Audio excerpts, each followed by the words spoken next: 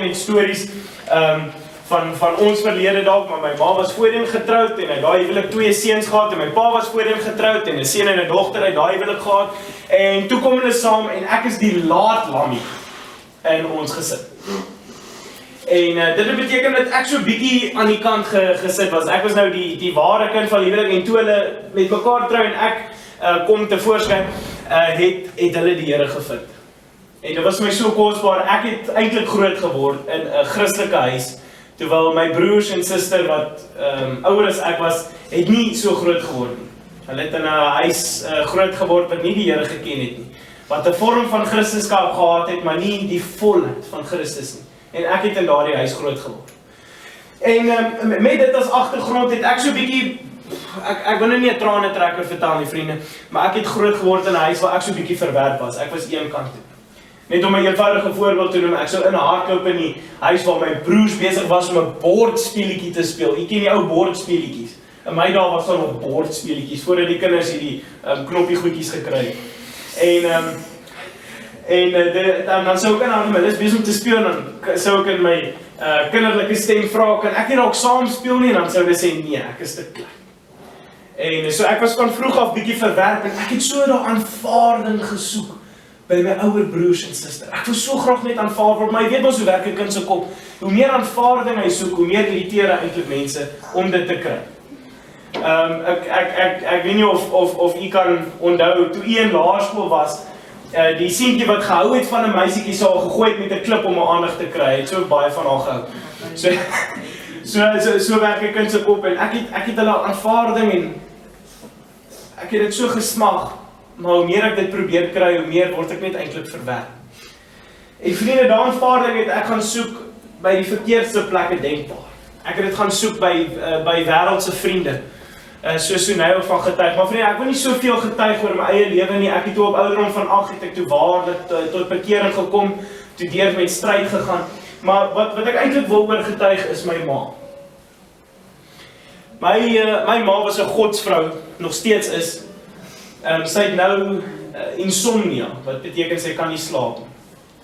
Maar met my ma se stryde in haar lewe en alles wat sy deurgegaan het, het sy besef dat die beste manier om die stryd te veg vir haar kinders.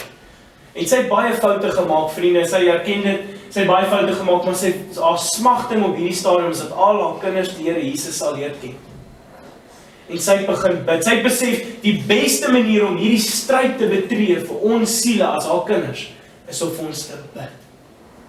En vriende, nagte kan ek onthou wat my ma vir ons gebid het, op haar knieë gesmeek vir ons siele. En ek was die mooi kind in die huis, omdat ek was die soet seentjie in die huis gewees in hakies, maar eintlik in my hart was ek 'n sondaar en al my broers was besig met die walglikste dinge van die wêreld. Maar vriende, my ma het gaan bid.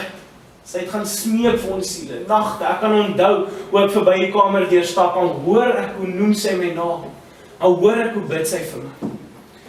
En met hierdie weet en hierdie stryd net so vergroot geword, dit het vir my geword, ek moet, om nou in die ewigheid sonder die Here in te gaan, is amper moeiliker, want ek moet oor die berg klim van my ma se gebede, vir my siel. En vriende, ek het so gestry daarteen, want ek met my eie planne gehad het, ek het 'n harde wil gehad, as 'n jong mannetjie, ek wou alles op my eie gedoen het, maar vriende, ek kon nie oor die berg kom van my moeder se gebede vir my siel nie.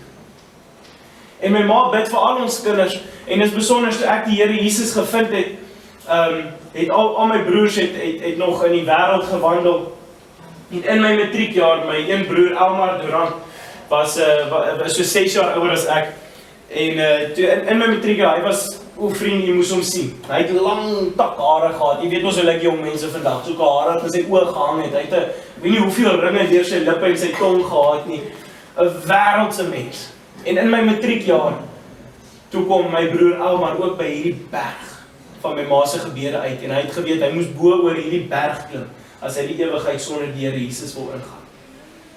En in my matriekjaar vind my broer Elmar ook die Here, waarlik tot bekering. Jy kan nie glo nie, alles van hom het verander. Sy hare dadelik kort afgesny, dadelik is die goed uit sy lippe en sy tong uit, sy gesig het gestraal, want hy die Here Jesus gevind.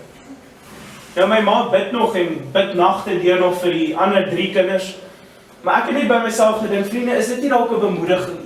U dalk nou, u sit in Jan, hy is Jan Swart, en u wonder by jouself, wat kan ek beteken vir die koninkryk van die Here Jesus Christus?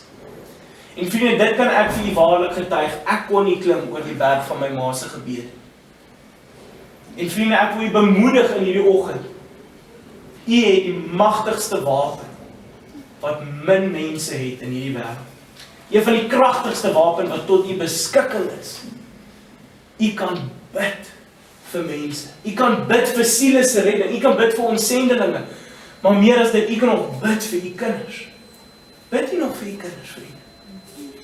Bid u en smag vir die Here. Here, red my kinders se siele. Here, red my kleinkinders se siele. Here, red die mense se siele van hierdie wêreld wat besig is met die verkeerde ding. Bid u nog, vriende. U die magtigste wapen tot u beskikking. En nou wil ek vir u vra, gebruik u dit. U kan. U het soveel potensiaal as u sou gaan op die knieë en 'n gebedsstryder word. My ma het vir my gebid en my siel is gered. My ma het vir my broer gebid en ek het gedog, is onmoontlik. Hy is so diep in die wêreld. Hy het self gesê, hy het nie gedog, die Here sal hom ooit genadig wees nie. Maar hy kon nie oor die berg van my ma se gebede kom, om in die ewigheid te kom. Ek wil afsluit met dit, dat daar is so 'n nood vir voorbidders in hierdie land. Daar is so 'n nood. Ons wil nie weg van die boodskap, vriende, as u nog nie die Here Jesus ken nie, pleit ons by. U moet nie net sê, ek is gebore in 'n Christenhuis en ek het maar so Christen groot geword. Die Bybel sê ons is gebore in sonde. En ons moet 'n ontmoeting met hierdie Here Jesus hê. Maar as u 'n ontmoeting met die Here Jesus het, en u het hom as u verlosser, dan het u die grootste wapen nou tot u beskikking. En ek pleit by u dat u die wapen sal opneem en begin bid vir siele. En bid saam, vorm gebedsgroepies, maar bid, vriende, daar is baie krag in u gebede. Baie dankie.